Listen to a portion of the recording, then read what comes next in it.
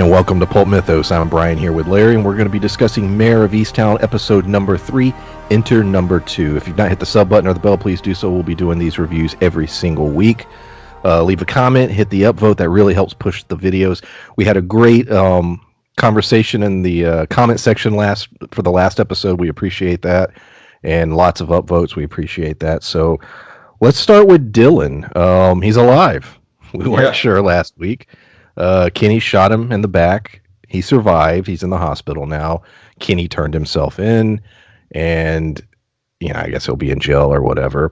But I want to talk about the preview for next week, because the preview comes in, at the end of the credits, and specifically, Dylan has learned that he might not be the father, and that he's got to do a DNA test because Frank apparently has to do one too, even though he claims he didn't do nothing, but. Dylan's in the hospital. Aaron's dead. He's got this child. He's questioning whether or not it's his now. We have the scene where he asks his father to bring, I think the kid's DJ over and sit on his lap.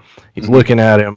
Well, in the damn trailer, it shows him walking over to the child holding a pillow. Now, that could have just been the way it was framed, but I had the sickest, knot in my stomach. I was like, oh my God, are they really going there with this? Are they implying that he... maybe considering or even going to taking out the child. I don't know. You saw the preview? Exactly. But it's hard to say what's going on there because he seemed this episode like he cared about his son to some degree. Like he got mad when there was a suggestion that it might not be his son. And but also on the other hand, we know Dylan is real shitty. Dylan and his character makes me wonder if there's something wrong with the water in Easttown. So it's hard to say, but it did look like that. Yeah, his parents, seem to be decent people. Like you said, Dylan's very shitty. They want to take care of this child.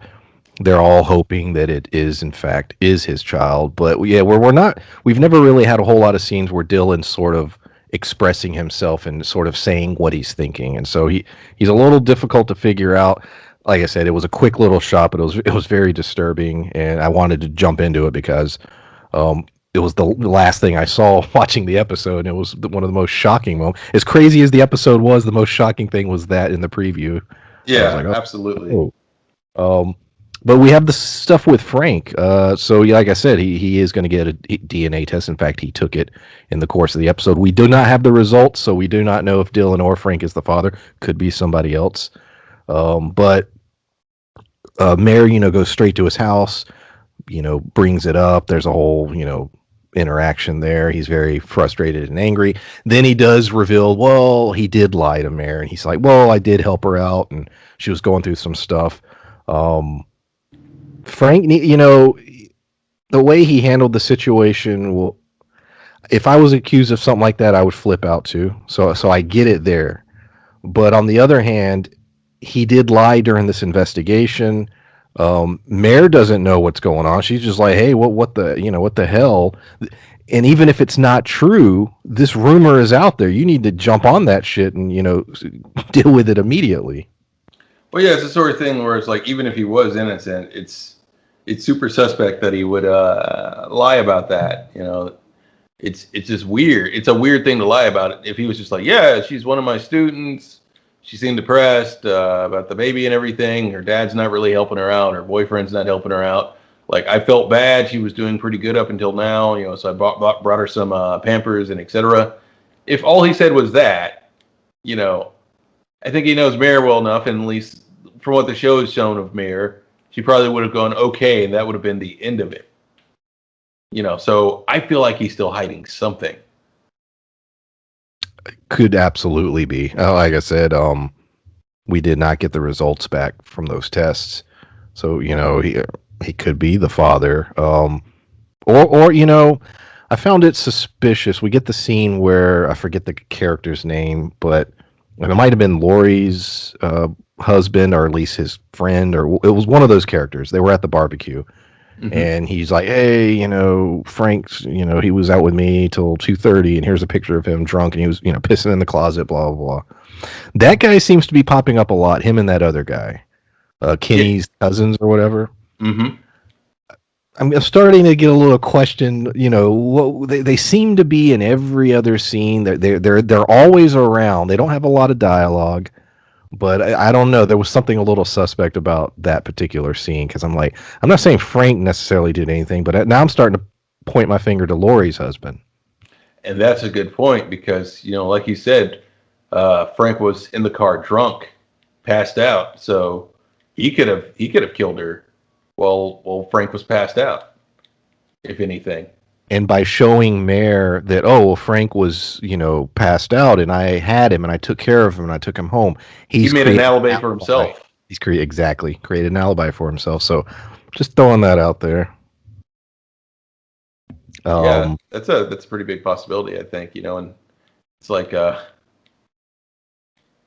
in it's just it is pretty suspect now. They're just so closely tied to everything. I don't know what the other friend's deal is, but he's definitely seems like he's potentially tied to this murder. We know they have guns and things, and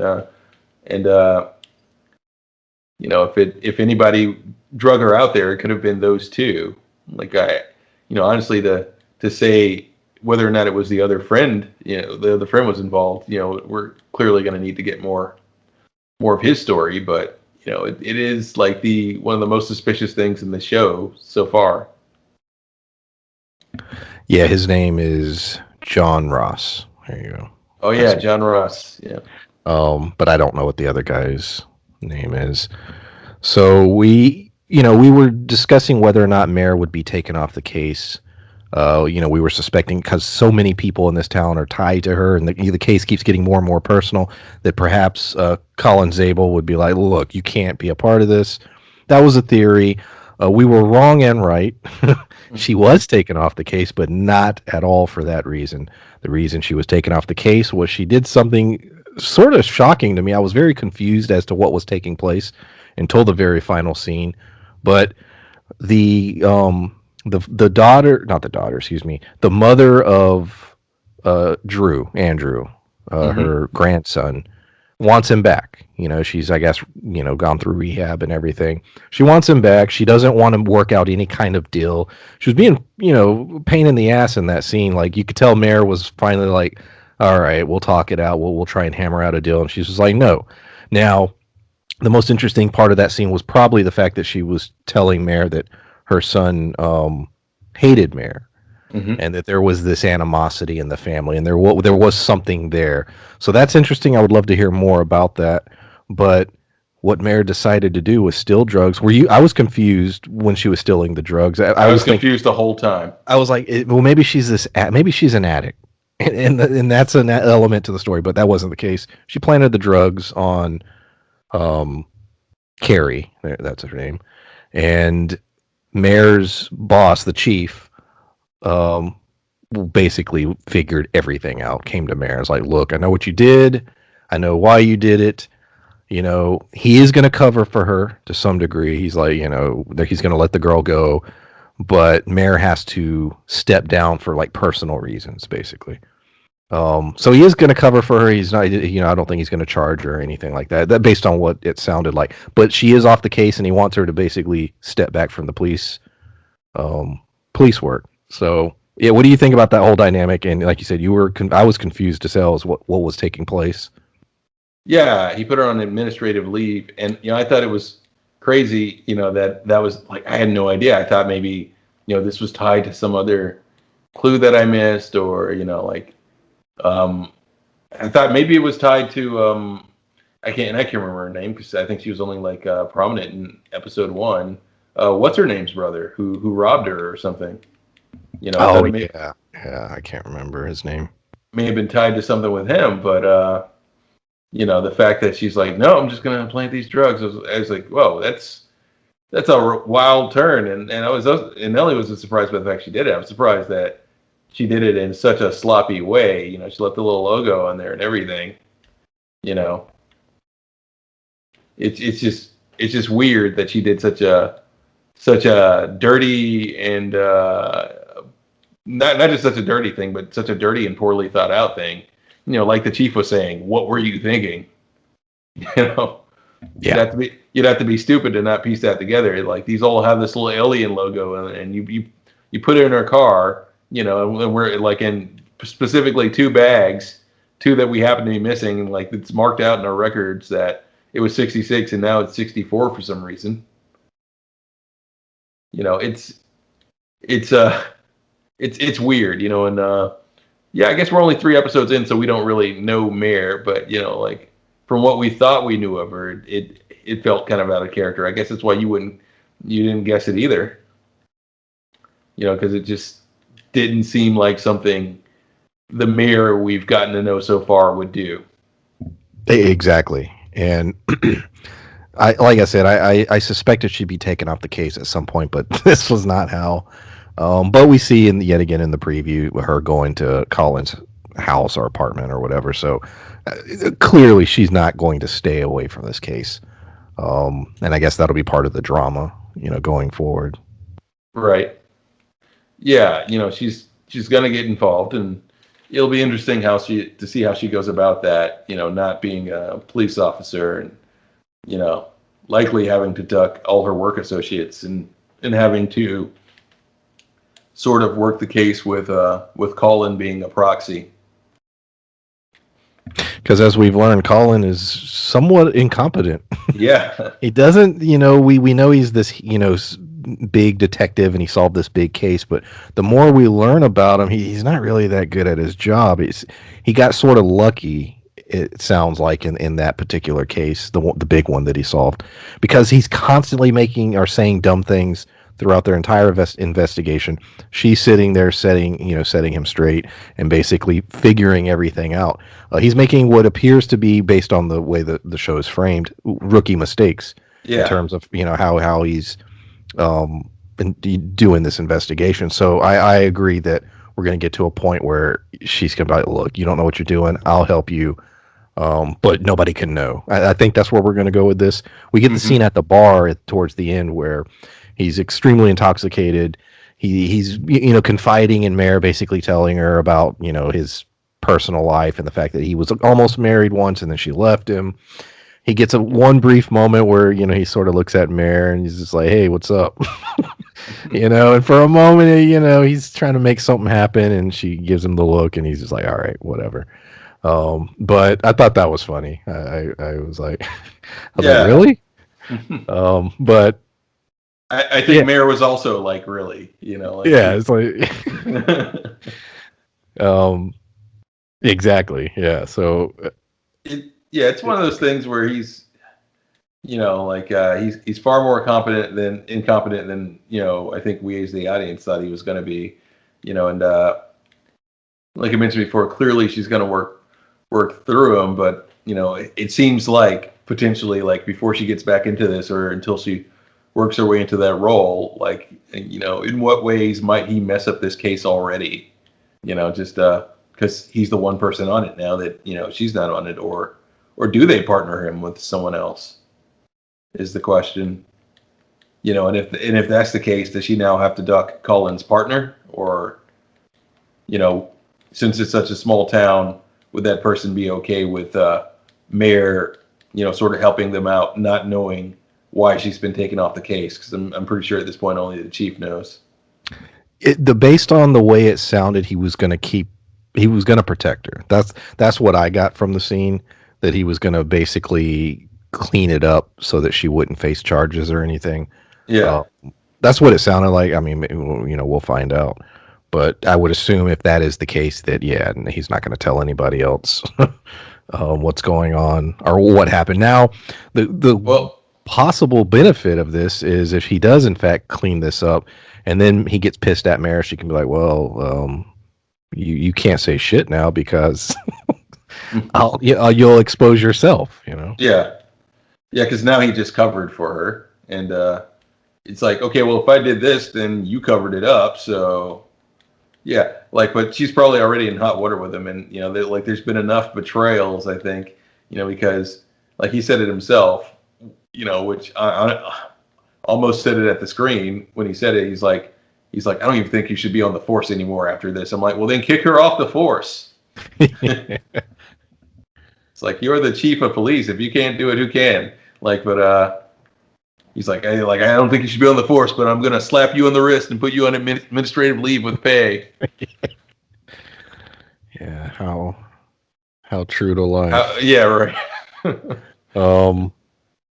So we have a lot of. I'm going to go through somewhat of, I guess, what the facts are, what they told us in this episode. If I mess anything up, correct me. But we know Erin's body was killed in a different location than where she was found. She was dumped there. The location in which they assume she was killed is a park. Her finger, they think, was shot off with a firearm. They find a bullet hole in a tree, so I'm assuming they'll be able to extract the bullet, and that'll help. They do, based on what they've seen. Her clothing was removed, but they don't think anything was done to her. No sexual assault or anything, based on what the coroner understands. And then the biggest piece, and this is something they don't know, but we know as the audience, is that Deacon Mark. They do know that he had a conversation with her on the phone after she was assaulted. What they don't realize is that clearly they met up because he has her bike and he throws it off a bridge to get rid of it. We also know that he was moved there for a reason. We don't know the specifics of the reason, but we do see in the preview Colin investigating that, and I'm assuming we'll find out next week what that reason was. We can all make our assumptions. But Deacon Mark, he either is 100% the guy who did it, or he just so happened to had met up with her that night. Didn't kill her, but obviously feels like he would be suspect. So, what are your thoughts on everything I just said in terms of the evidence and specifically, obviously, Deacon Mark?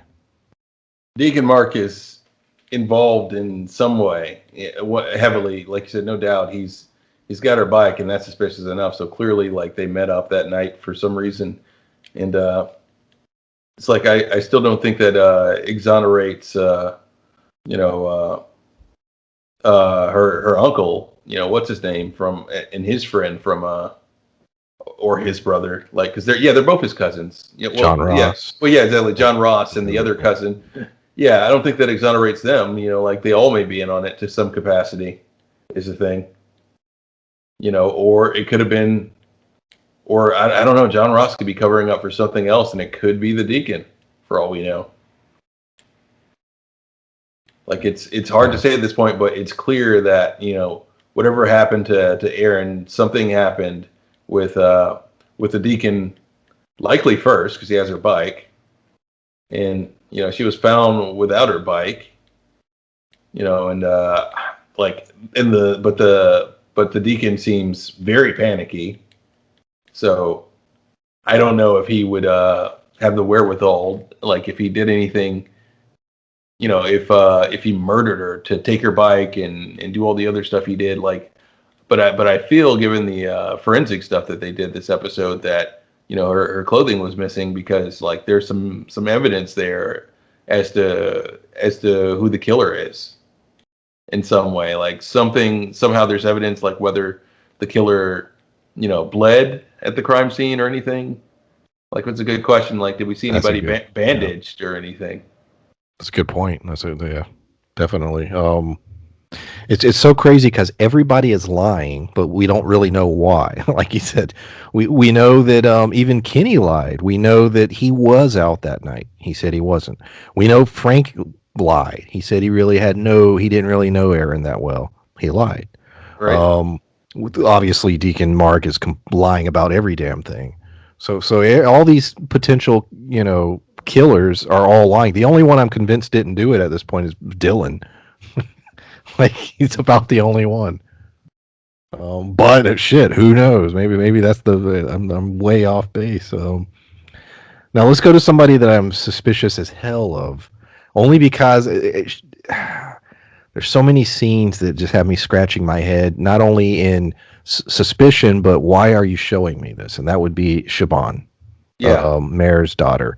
We know that she was she was there that evening Erin was assaulted. She talked to her briefly. We know that she was out late that night. We see the shot of her I believe she was with her girlfriend early that morning. She seemed restless. She was awake. Was that did something happen to make her feel that way? The next day, she disappeared. Remember, she was gone for a whole day. Mare couldn't get a hold of her. She kept trying to call her. Nowhere to be seen. No answering her call. Why? What was going on? What was happening that made her feel like she needed, some time alone? There's a lot of suspicions with her.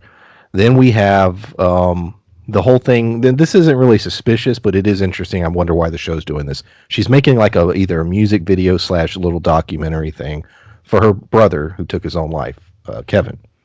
Um, it's interesting. She's an artist. She's a singer. She's in a band. So we got all that. We also get the sort of side story. She goes to this college to do a performance on this radio show. Her girlfriend's like, she took a bunch of edibles. She's puking everywhere. So she ends up sort of talking to the DJ, and she's just like, "Hey, what's up? I got these tickets." And at first she's like, "No," but she ends up coming back and agreeing to go out with her. Um, we're spending a lot of time with her, and I'm like, why? And what exactly is going on here? We also get these what I thought was a little odd at Frank when Mare confronts Frank and the way Siobhan acted there. I don't know, it felt off to me. We talked a lot about Siobhan before we started recording. We have a lot of thoughts on her. Where do you fall in terms of suspicion? Was she there? Was she involved in the murder in any way? Was Frank doing something and Siobhan was covering for him? There's a lot of possibilities. What do you think? Well, now I'm kind of feeling the possibility that it may, in fact, be the opposite. That perhaps Frank is covering for Siobhan is the thing. Siobhan knows something. She was somewhere. Maybe Siobhan confided in Frank about something. And he's covering for her to some degree, like, because it seems like Siobhan knows something. And I guess that DNA test will also and it could be that Siobhan knows about Frank, but it's also fairly likely too that Frank's covering for his daughter if she's involved in some way to some degree, and also just like what seemed like a private conversation, which anyone would have shooed their kids out of the way of. Siobhan felt like she absolutely had to be there, and she seemed shook by the fact that it was even happening.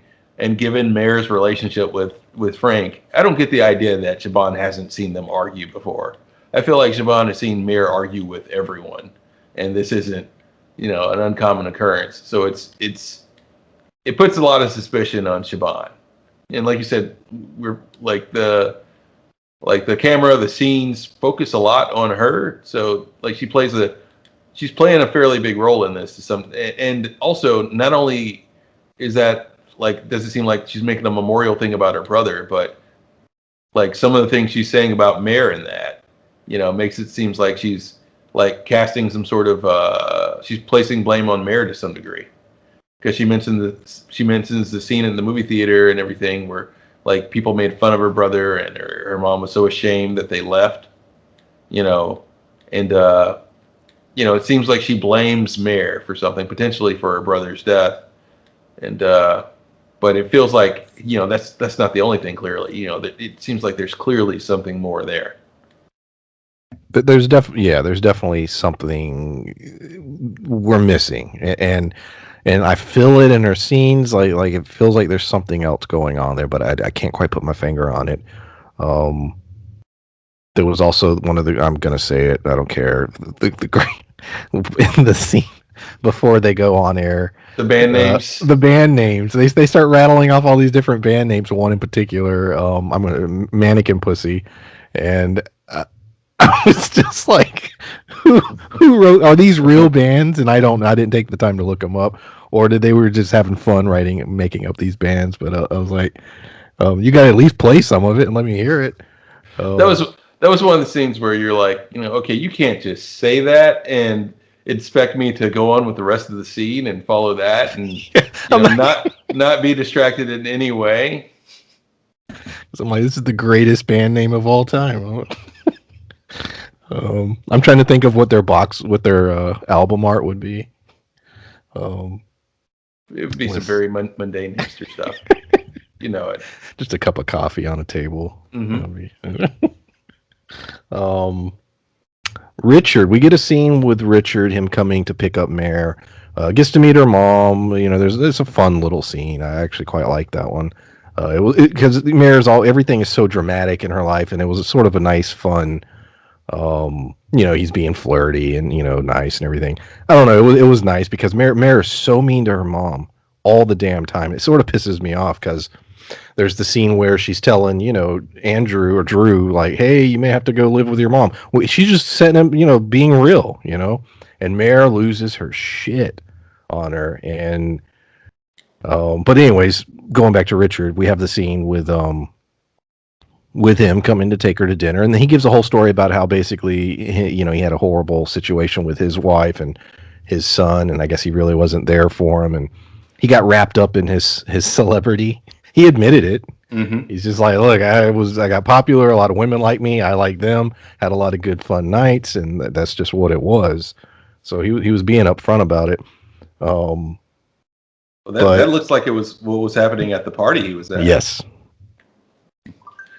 So Richard's got some habits, I think, and I'm also very suspicious of his past too. Like I said, it would be so cliche for it to be him. So I hope it's not him. Like, because, it's but I may be getting my hopes up too much. It may be the sort of, well, I won't spoil that series. Like, I won't mention what I'm referencing, but, if you watch the show, there's some dramas that we've been a little disappointed with for being a little too on the nose. And, like, I feel like it would be too on the nose for it to be him. Oh, this writer comes out of town, like we still don't know what type of books he writes, which are likely like murder mysteries or something. Either way, I'm sure we're going to get suspicion cast on him at some point. And but yeah, Richard hopefully is just on the up and up, and is a character that will just I don't know, continue to be a member of this town or date Mare, because it seems too on the nose. And that dude looks like he could make some crazy faces. Like, just looking at him, if you peg anybody as a serial killer, it'd be Richard. Like, if you had them all in the lineup, you'd be like, yeah, Richard. He's got that 5 o'clock shadow. He's got the haircut like the villain from Twin Peaks, and it's too on the nose.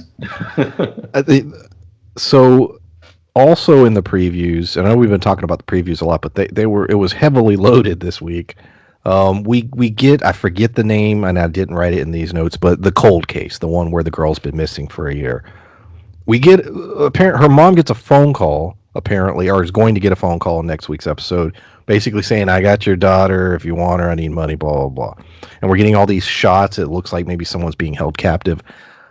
I think that storyline is a completely not connected to Aaron's death. This is just my thought right now. Do you agree, disagree, or do you think that's... What are your thoughts on that? I think it depends on if that phone call is real or not. Because very good point. Yeah. Because if it is, if Aaron, because if it's real, I feel like it may be connected in a way. Like, maybe that may be the answer to the question there. Like, someone tried to take her after this party. A lot of people knew that these teenagers were going to be hanging out in this area. She happened to be the one that straggled off alone. Maybe the same people that took her tried to take Lori and wait, no, Lori's Mare's friend. I'm trying to remember. Is it Aaron?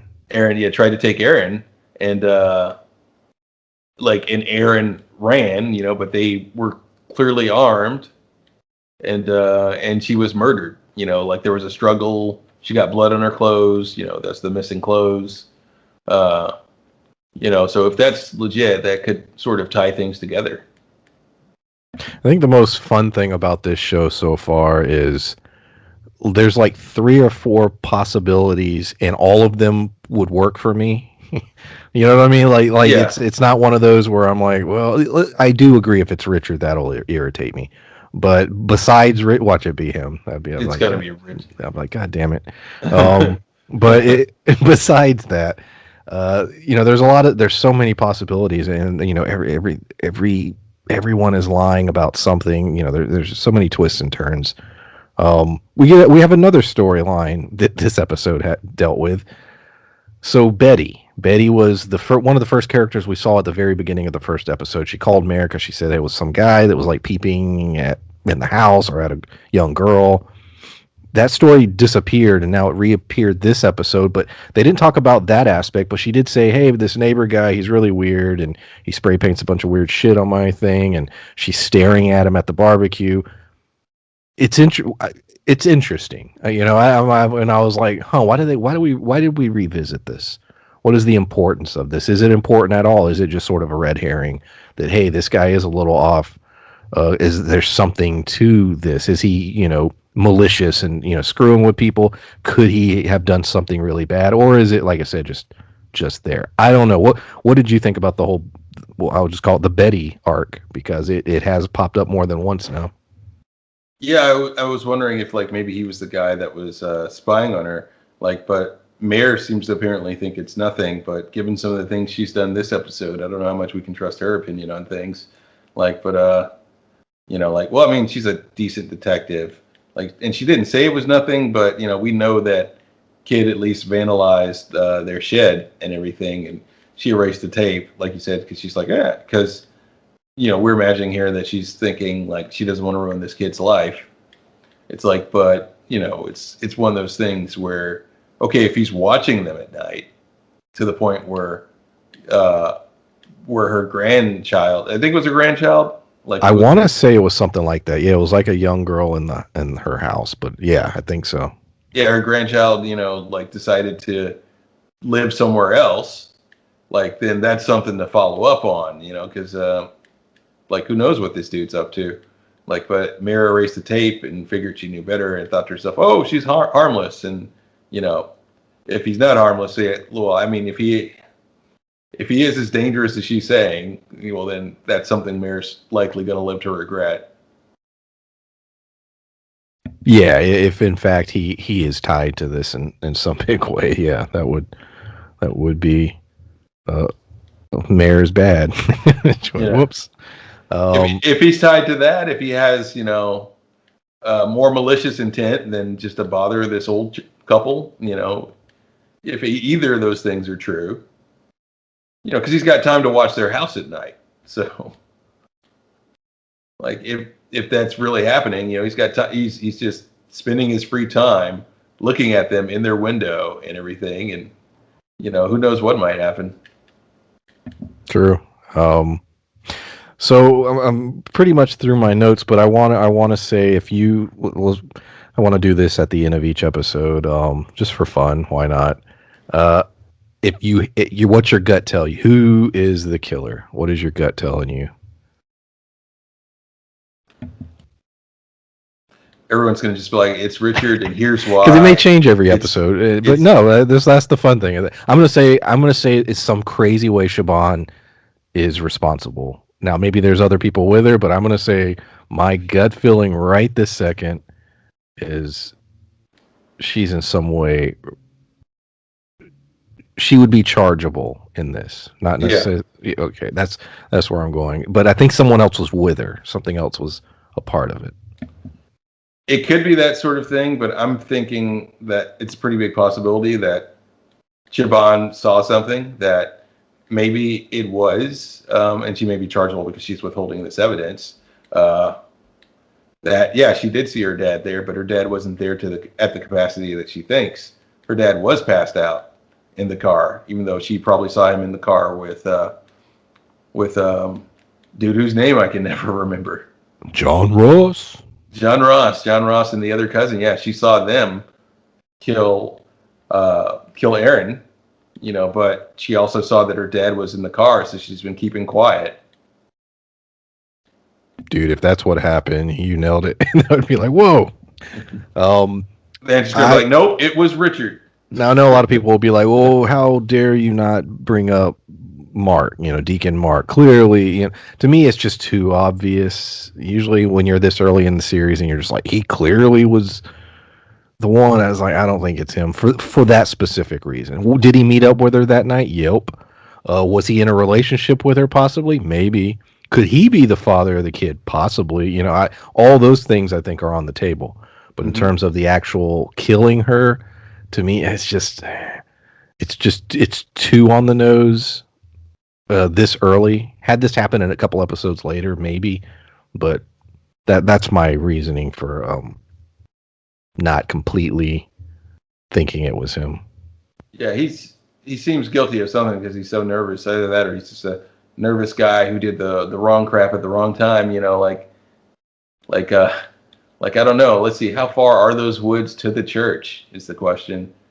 Like, could it, or even then, like, did she drive her bike there and then like walk back into the woods to go to the party for some reason or something? I don't know. Like, or did he find her bike and go, oh, this is so and so's bike. She's at, she's one of our youth volunteers and everything. I'm going to secure it at the church for her since it seems to be missing. And then she just winds up murdered on the news the next day, and he's like, "Oh God," It's like, oh no. And that's why he's so nervous. Could that be all it is? I think is there a possibility that Father Dan, Mare's cousin, finds out something and just beats the shit out of Mark? You sick bastard. So I think that's about it. I think I went through all the major plot lines. Like I said for the audience, I talked a lot about the trailer. I don't typically do that in a lot of these any of our reviews, but in this case, the trailer was as insane as the episode itself, so I just couldn't not talk about it. So yeah, is there anything else you want to talk about regarding Mare of Easttown episode 3? Yeah, I think we went through the whole episode. Yeah, pretty much. So like I said before, we love the comments. I love everyone's theories. Tell us what you think we got wrong. Tell us what what you think is going on. If there's anything we completely missed, let us know. And I enjoy doing these. So yeah, we'll see y'all next time. See you next time. Bye.